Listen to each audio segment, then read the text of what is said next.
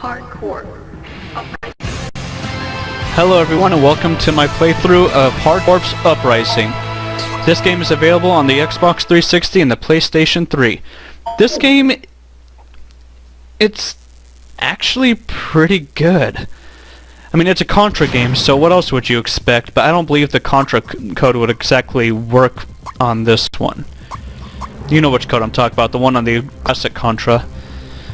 Anyway, we're going to go ahead and get this playthrough started on Rising mode. I'm not exactly good enough to play through arcade mode at this time. And at this point we have Bahamut, Crystal, and Sayuri. Now I've actually played this game on a separate file a long time ago, and Sayuri is really the only one I've used.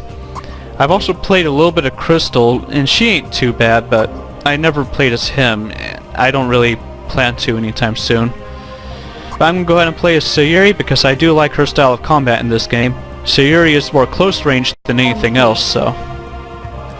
Close range in a Contra game. This ought to be good. So let's get things started. She's a samurai swordsman, and she starts off with perhaps one of the worst characters, but she does get to be a lot stronger as she levels up. As long as you keep equipping her with like new skills and health upgrades and speed upgrades and things like that, she easily becomes one of the most overpowered characters in the game. So here we go. Hard Corps Uprising Stage 1. The Desert. So let's get this bad boy started, shall we?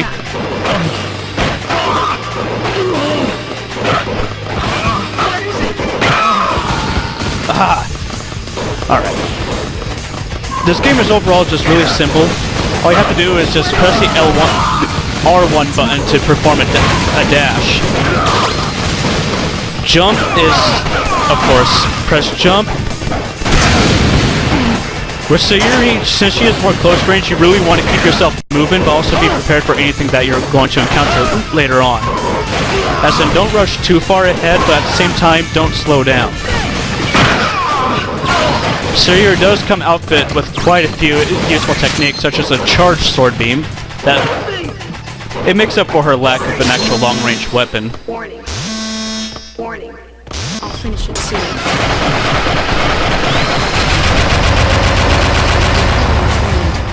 Since she is a samurai, she does not use any guns, so any gun upgrade you get is pretty much useless to her.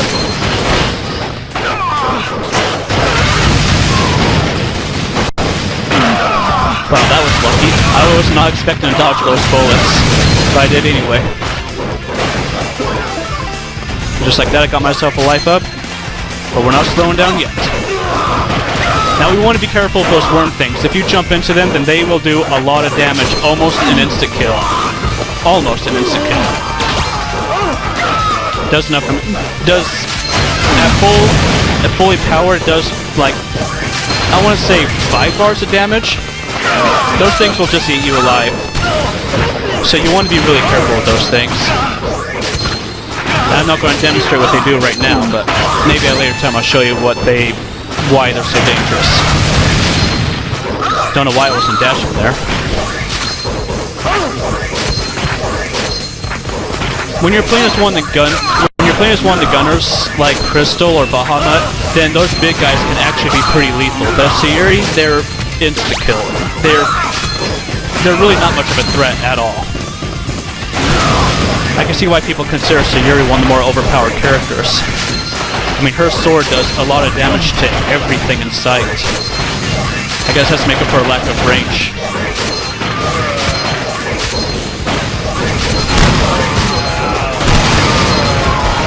I can't believe I just did that.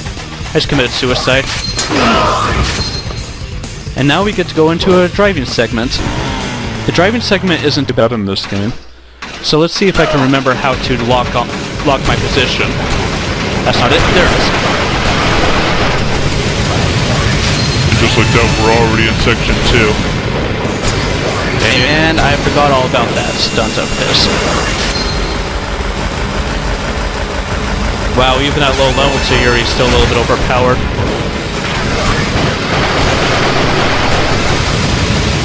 Because if you're playing as any of the gunners, that guy is hell, and the definition of it. Now we go into a little intriguing cutscene, and it's a quick time event. You have to jump out of there and get out of there in time. And there's just a gun upgrade in there, but since Sayuri doesn't collect guns, it's useless.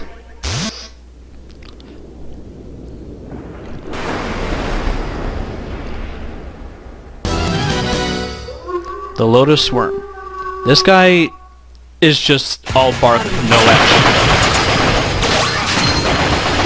All you have to do is destroy his individual body parts and eventually destroy his head. He's really not that much of a challenge. Just like that, I beat him. Real easy. But again, he'd probably be a lot harder if I wasn't using Sayuri.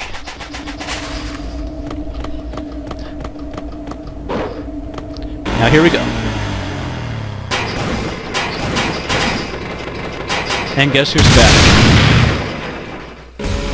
How did that guy fit inside of that dragon's mouth? Or the worm?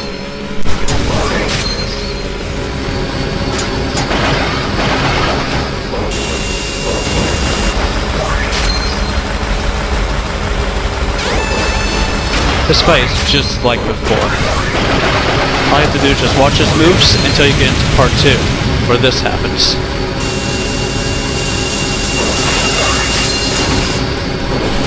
If you attack the main boss, it happens. So you want to aim for the head that's bouncing all around. Easier said than done. Or just easy altogether. Here's another quick time event, and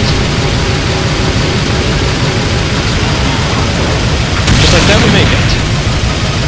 And stage 1 is clear.